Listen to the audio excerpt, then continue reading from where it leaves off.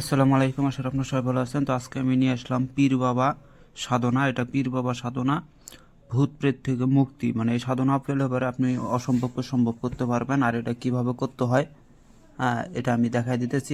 এটা একমাত্র করতে পারবেন যজ্ঞের মাধ্যমে। যজ্ঞের মাধ্যমে আপনারা এটা করতে পারবেন। এই যে আপনারা এখানে পয়রা দেখতে পারেন, এই যে আমি দিতেছি, পয়রা দেখতে পারেন, এই যে এখানে আছে। পীর বাবার সাধনা খুবই সরল ও কিন্তু দুর্লভ। সিদ্ধি লাভ করার পর পীর বাবা সাধকের সাথে সাথে থেকে সর্বকার্য করে দেন। এই কয়েক মুহূর্তের মধ্যে কার্য সমাধান করতে পারে।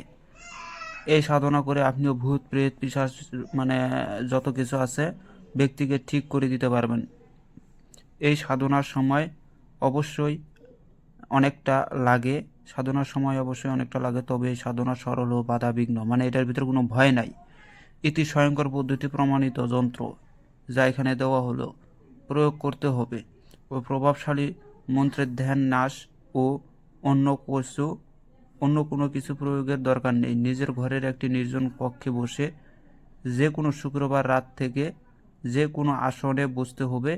আসনের সামনে যজ্ঞকুণ্ড তৈরি করতে হবে, তাতে লং ধূপ দীপ ফুল সব তৈরি রাখতে হবে। আগে বলা মন্ত্রটি পড়তে হবে এবং প্রতিবারে মন্ত্র পড়ার পর লবঙ্গ ধূপ এগুলি মানে যজ্ঞকূপে প্রণাম করতে হবে।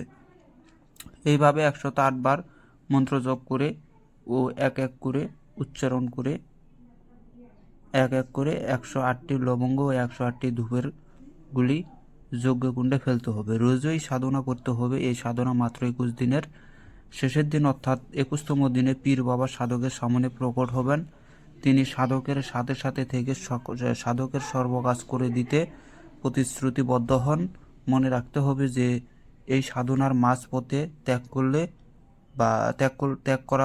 করলে চলবে না। লাগাতার 21 দিন ধরে করতে হবে। এই সাধনার কথা কাউকে বলতেও পারবেন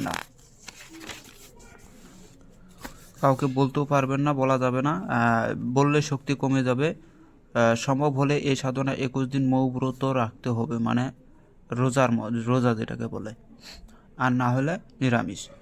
পীর বাবার মন্ত্র হচ্ছে যেটা হচ্ছে মন্ত্রের শেষে এখানে বলা আছে নোট। মন্ত্রের শেষে সাধক নিজ নাম বলিবে, মানে মন্ত্রের শেষে নিজের নাম বলতে হবে। প্রতিদিন 108 বার মন্ত্র অর্থাৎ এক মালা জপ করতে হবে। 108টি লবঙ্গ ও ধূপ যজ্ঞকুণ্ডে ফেলতে হবে। 21 দিন ধরে লাগাতার পীর বাবা সাধনা চলাতে হবে।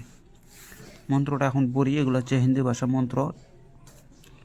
সুচক্র কি বাবরি লাল মতিয়ন কাহার পদ্মিনী পানি নৈক্রি লঙ্কা করে নিহার লঙ্কা শির কোট সমুদ্র কি খাই চল কি চৌকি রামচন্দ্র কি আই কুলন বীর চলে মাস্তান চলে সকাবীর সাওয়াহাত জমিন সখত জল শীতল করে থল কো সখত করে পবন কো সখত করে পানি কো সখত করে অগ্নি কো সখত করে পলতেনি কি ভূত প্রেত কো পলত করে আপনি বৈরি কো সখত করে বতাও পরমাত্মা কা চক্র চলে ওহা নো মদন সোহা করে নেহি তো মা কা চূড়া পুষ হরা করে